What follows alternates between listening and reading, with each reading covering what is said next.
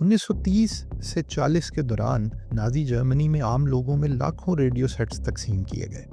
ان reduce کو اس طرح سے ڈیزائن کیا گیا تھا کہ ان پر صرف جرمن سرکاری ریڈیو ہی سنا جا سکتا تھا۔ اس ریڈیو پر جو بھی نشر کیا جاتا اس میں ایک ہی پیغام ہوتا: ہم بہت طاقتور ہیں، لیکن ہمیں خطرہ ہے اور دشمن ہماری اپنی صفوں میں موجود ہے۔ یہ صرف ایک پیغام تھا۔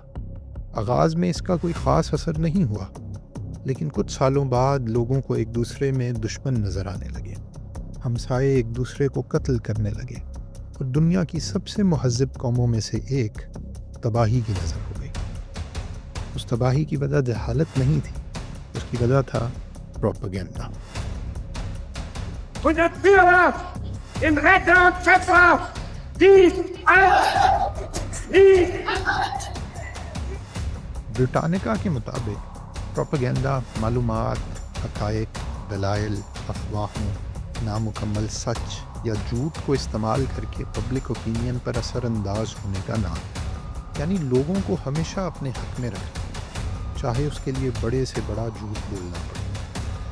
عام عوام کو ہر طاقتور ادارہ یا شخص اپنے قابو میں رکھنا چاہتا ہے تاکہ وہ عوامی رائے کو استعمال کر کے اپنی طاقت کی کرسی پر براجمان رہ سکے۔ دنیا کی ہر ریاست، ادارہ، کمپنی آپ کو ہمیشہ اپنی تعریف کرتے ہوئے کیوں نظر آتی ہے؟ ہر کمپنی یہ کہتی ہے کہ اس کے پروڈکٹ جیسا کوئی نہیں، اور ہر سیاسی پارٹی، سیاستدان یہی کہتا ہے کہ وہ تو دودھ کا دلہا ہے اور باقی سب گندے ہیں، حالانکہ اسے خود بھی پتہ ہے کہ وہ جھوٹا ہے۔ لیکن یہی تو ہے propaganda. Nobody can do it like me. Nobody can do it like me. Honestly. سن 1622 میں پوپ گریگری 15 نے ایک مہم کا آغاز کیا جس کا نام تھا کانگریگیشیو دی پروپیگنڈا فائٹ، یعنی مقدس کلیسا کا اشاعت ایمان کا ادارہ۔ اس کا مقصد تھا لوگوں میں کیتھولک چرچ کی تشہیر کرنا اور پروٹیسٹنٹس فرقے کے بڑھتے ہوئے اثر و رسوخ کو کم کرنا۔ اس وقت یہ موجودہ دور کے پروپیگنڈا سے کافی مختلف تھا، لیکن 20ویں صدی کے آغاز کے ساتھ دنیا میں ایک بہت بڑا واقعہ ہوا: ورلڈ وار 1۔ اس جنگ میں توپ، بندوق اور سپاہیوں کے ساتھ ساتھ نئے قسم کے ہتھیار بھی تھے، یعنی اخبار، سینما، ریڈیو اور پوسٹرز۔ اب لاکھوں لوگوں تک معلومات کی رسائی تھی۔ اس وقت کی حکومتوں نے نئے مگر طاقتور ہتھیاروں کو استعمال کرنا شروع کیا۔ جنگ کی ایسی کہانیاں سنائی جاتی کہ لوگوں کے اندر جذبات بڑھک اٹھتے، وہ جنگ کی ہولناکیوں کو بھول جاتے۔ انہیں یہ احساس دلایا جاتا کہ دشمن تو بڑا کمزور ہے اور خدا کی مدد تو ہمارے ساتھ ہے۔ لوگوں کو حقیقت اس طرح توڑ مڑوڑ کر پیش کی جاتی کہ وہ عقیدت مند بن جاتے۔ امریکی اور برطانوی حکومتوں نے نئے محکمے تخلیق کیے جن کا مقصد تھا لوگوں کے ذہنوں کو پروپیگنڈا کے ذریعے کنٹرول کرنا۔ ان اداروں کا کام تھا کہ وہ دشمن کو بد کردار، چالاک اور غلیظ دکھائیں اور یہ ثابت کر دیں کہ دراصل دشمن تو شیطان کا پیروکار ہے، اس پر ہر ظلم ستم کرنا ہمارا بنیادی حق ہے، اور ہم تو خدا کے سپاہی ہیں اور ہماری جنگ مقدس ہے۔ اس طرح سے عام عوام جنہیں جنگ میں کوئی مقصد نظر نہیں آتا تھا، اپنی حکومتوں کے لیے لڑنے مرنے کو تیار ہو گئے۔ 1918 میں جنگ تو ختم ہو گئی، لیکن پروپیگنڈا کے طور طریقے قائم رہے۔ بزنس مین اور سیاستدانوں کو یہ بات سمجھ آئی کہ اگر پروپیگنڈا لوگوں کو ان کی جان سے بے نیاز کر سکتا ہے تو اس کے ذریعے سے انہیں کچھ بھی بیچا جا سکتا ہے اور ان پر حکومت بھی کی جا سکتی ہے۔ 1928 میں ایڈورڈ بارنے ایک کتاب لکھتا ہے جس کا نام ہے پروپیگنڈا۔ اس کتاب کو آج بھی پروپیگنڈا پر ٹیکسٹ بک کے طور پر مانا جاتا ہے۔ اس کے آغاز میں وہ لکھتا ہے: ہم پر حکومت کی جاتی ہے، ہمارے ذہنوں کو ڈھالا جاتا ہے، ہمارے شوق تشکیل دیے جاتے ہیں اور ہمارے خیالات ہمیں سمجھائے جاتے ہیں، اور یہ سب کچھ زیادہ تر ان لوگوں کی طرف سے کیا جاتا ہے جنہیں ہم کبھی جانتے بھی نہیں۔ اس سسٹم کو وہ دی انویزیبل گورنمنٹ، یعنی ایسی حکومت جو نظر نہیں آتی، کہتا ہے۔ بارنے لکھتا ہے کہ حکومت کی بنیاد آرگنائزیشنز پر ہوتی ہے، ان کے بغیر حکومت کا کوئی وجود نہیں ہوتا۔ وہ یہ بھی کہتا ہے کہ اگر کروڑوں لوگ ہر مسئلے پر اپنی اپنی آزاد رائے رکھنے لگیں تو معاشرہ تباہ ہو جائے گا۔ اس وجہ سے اصل سچ صرف اور صرف چند لوگوں کو پتہ ہونا چاہیے، اور وہی لوگ یہ فیصلہ کریں کہ کس کو کتنی معلومات دی جائیں تاکہ وہ آسانی سے انہیں سمجھ سکیں۔ بار نے اس سسٹم کو ہیرارچی آف انفلوئنس کہتا ہے۔ اس میں سب سے اوپر وہ لوگ ہوتے ہیں جو کہ مکمل سچ جانتے ہیں یا جو ایک بیانیہ تشکیل دیتے ہیں۔ ان میں بڑے بڑے بزنس مین، سیکیورٹی اداروں کے لوگ، میڈیا کے مالکان شامل ہیں۔ ان کے نیچے آتے ہیں پروفیشنلز جو ان احکامات کو سمجھنا اور سمجھانا جانتے ہیں، جیسے کہ صحافی، انفلوئنسرز، یونیورسٹی کے اساتذہ۔ اصل میں یہی لوگ سب سے اہم ہیں، اور جتنی زیادہ تعداد میں یہ لوگ بڑوں کی جیب میں ہوتے ہیں اتنا ہی کامیاب بیانیہ بنایا جا سکتا ہے۔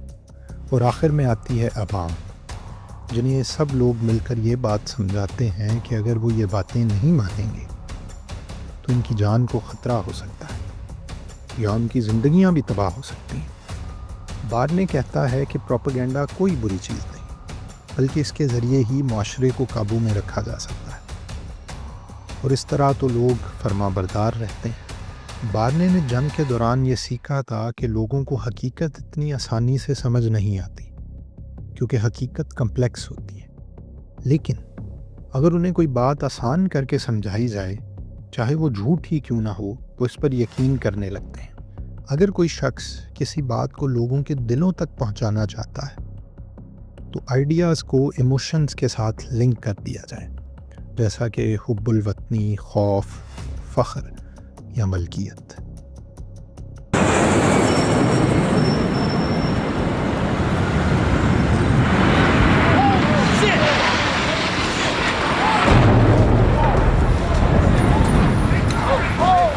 جب 11 ستمبر 2001 کو ورلڈ ٹریڈ سینٹر پر حملہ ہوا تو امریکی سیکیورٹی اسٹیبلشمنٹ کا دفاعی نظام ریت کی دیوار ثابت ہوا۔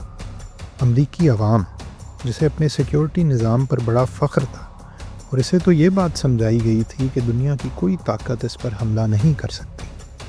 9/11 کے بعد امریکی عوام کا یہ بھرم ٹوٹ گیا، لوگوں میں غصہ اور خوف بھرنے لگا۔ حکومت کے پاس کوئی ایسا مجرم موجود نہیں تھا جسے فوراً کٹہرے میں کھڑا کر کے عوام میں دوبارہ مقبولیت حاصل کی جا سکے۔ عوام کی مقبولیت کو بکھرتا ہوا دیکھ کر امریکی اسٹیبلشمنٹ نے ایک پلان تیار کیا۔ اس پلان کے مطابق انہیں ایک ولن کی ضرورت تھی، لیکن وہ ولن زیادہ طاقتور نہ ہو، بلکہ اسے کم سے کم نقصان اٹھا کر شکست دی جا سکے۔ انہیں وہ ولن ملا صدام حسین کی صورت میں۔ امریکہ اور اس کے اتحادی صدام کے ساتھ پہلے بھی ایک جنگ لڑ چکے تھے، اور انہیں پتہ تھا کہ صدام اب بہت زیادہ طاقتور نہیں رہا۔ دوسری طرف اسرائیل بھی صدام سے خطرہ محسوس کر رہا تھا، تو ایک تیر سے دو شکار کرنے کی تیاری کر لی گئی۔ امریکی حکومت نے اپنی پروپیگنڈا مشینری کو ایک ٹاسک دیا کہ امریکی عوام کو یہ بتایا جائے کہ عراق کے پاس تو ویپنز آف میس ڈسٹرکشن یعنی ایٹمی ہتھیار ہیں، اور صدام نے سیکرٹ لیبز قائم کر رکھی ہیں جہاں وہ کیمیکل ہتھیار تیار کر رہا ہے، اور امریکہ کو اصل خطرہ تو عراق سے ہے۔ امریکی نیوز چینلز دن رات لوگوں کو یہ بتانے لگے کہ امریکی خطرے میں ہے، امریکہ کی آزادی خطرے میں ہے۔ لوگوں کو سیٹلائٹ امیجز اور انٹیلیجنس رپورٹس دکھائی جاتی ہیں کہ عراق کے پاس یہ ہتھیار موجود ہیں، اور وہ کسی بھی وقت امریکی عوام پر انہیں استعمال کر سکتا ہے۔ یہ تصویر امریکی سیکریٹری آف اسٹیٹ کولن پوول کی ہے۔ وہ 5 فروری 2003 کو یونائٹڈ نیشنز کی ایک پریزنٹیشن میں ایک چھوٹا سا کنٹینر دکھا رہے ہیں۔ ان کے مطابق اس میں اینتھریکس موجود ہے، جو کہ کیمیکل ویپن بنانے کے لیے استعمال ہوتا ہے، اور یہ چھوٹی سی شیشی میں موجود اینتھریکس سینکڑوں لوگوں کی جان لے سکتا ہے۔ وہ یہ کہتے ہیں کہ صدام حسین کے پاس یہ بڑی تعداد میں موجود ہے۔ امریکی پروپیگنڈا مشین نے اس تصویر کو اتنا پھیلایا کہ عوام میں جنگ کے جذبات بھڑکنے لگے، اور انہیں یہ محسوس ہونا شروع ہوا کہ امریکہ سے 10,000 کلومیٹر دور ایک کمزور ملک امریکہ کے لیے خطرے کا سبب ہے۔ That U.S. warships and planes There were F-117 stealth bombers involved, launched the opening salvo of Operation Iraqi Freedom. 20 March 2003 کو امریکی اور اتحادی افواج عراق پر حملہ آور ہوئیں۔ 9 اپریل 2003 یعنی صرف 19 دن بعد بغداد فتح کر لیا گیا۔ امریکی افواج نے ٹوٹل وکٹری کا اعلان کیا۔ ٹوٹل وکٹری کے کچھ مہینوں بعد عراقی ڈکٹیٹر صدام حسین کو پکڑ لیا گیا اور 30 دسمبر 2006 کو عید کے دن ساری دنیا کے سامنے اسے پھانسی لگا دیا گیا۔ امریکہ 2011 تک عراق میں موجود رہا، لیکن وہ ویپنز آف میس ڈسٹرکشن جن کی بنیاد پر یہ جنگ چھیڑی گئی تھی ان کا کبھی کسی کو پتہ نہ چل سکا۔ اس ساری مہم کے دوران 5000 امریکی فوجی مارے گئے اور عراقی اموات کی تعداد تقریباً 10 لاکھ کے قریب ہے، جس میں سینکڑوں ہزاروں بچے شامل ہیں۔ اس امریکی ایڈونچر نے ایک ملک کو تباہ کر دیا۔ وہاں ایسا پاور ویکیوم تخلیق ہوا جو آج 22 سال بعد بھی موجود ہے۔ ایک ایسے انسانی المیہ نے جنم لیا جس نے شہر کے شہر اجاڑ کر رکھ دیے۔ ایسے شدت پسند عناصر پیدا ہوئے کہ لوگوں نے اپنے ہی ملک کے شہریوں کو قتل کر دیا، اور یہ سلسلہ آج بھی جاری ہے۔ جب آدھی ادھوری معلومات کی بنیاد پر لوگوں کی رائے کو کنٹرول کیا جاتا ہے، لوگوں کے جذبات کو استعمال کر کے انہیں یہ کہا جاتا ہے کہ حقیقت تو دراصل یہی ہے جو ہم آپ کو بتا رہے ہیں، اگر آپ اس حقیقت کو ایکسیپٹ نہیں کریں گے تو آپ کا نقصان ہوگا یا آپ تباہ ہو جائیں گے، لوگوں کو مجبور کیا جاتا ہے کہ وہ پروپیگنڈسٹ کی ہاں میں ہاں ملائیں۔ اگر وہ ایسا نہیں کرتے تو وہ غدار ہیں یا بزدل ہیں، ان کی تو غیرت مر چکی ہے۔ قسمیں کھا کر، جھوٹ بول کر، لالچ دے کر یا خوف دلا کر عام لوگوں کو ان فیصلوں کے حق میں کر لیا جاتا ہے جن کا حقیقت اور عام آدمی کے مسائل کے ساتھ کوئی تعلق نہیں ہوتا۔ در حقیقت وہ ایلیٹ کلاس کے فائدے یا انا کے مسائل ہوتے ہیں، لیکن عام آدمی یہ خیال کرنے لگتا ہے کہ وہ تو ایک عظیم مقصد کا حصہ ہے، پھر اسے کسی چیز کی پرواہ نہیں رہتی۔ وہ مظلوم انسانوں کے مارے جانے پر بھی خوش ہوتا ہے۔ وہ سچ سے اس طرح بے نیاز ہو جاتا ہے کہ جیسے وہ خود کوئی انسان ہی نہیں اور اسے ظلم کرنے کا قدرتی حق حاصل ہے۔ پروپیگنڈا کو کبھی ختم نہیں کیا جا سکتا، یہ کسی نہ کسی صورت موجود رہے گا۔ طاقتور ہمیشہ اپنے سے کمزور کو قابو میں رکھنے کی کوشش کرتا رہے گا۔ وہ یہی چاہے گا کہ وہ اپنے فائدے اور طاقت کو قائم رکھنے کے لیے کمزور کو استعمال کرتا رہے، اس کے ساتھ کھیلتا رہے۔ لیکن اب کمزور کو بھی یہ سوچنا ہوگا کہ آخر کب تک طاقت کے اس کھیل میں وہ محض ایک پیادہ بن کر رہے گا۔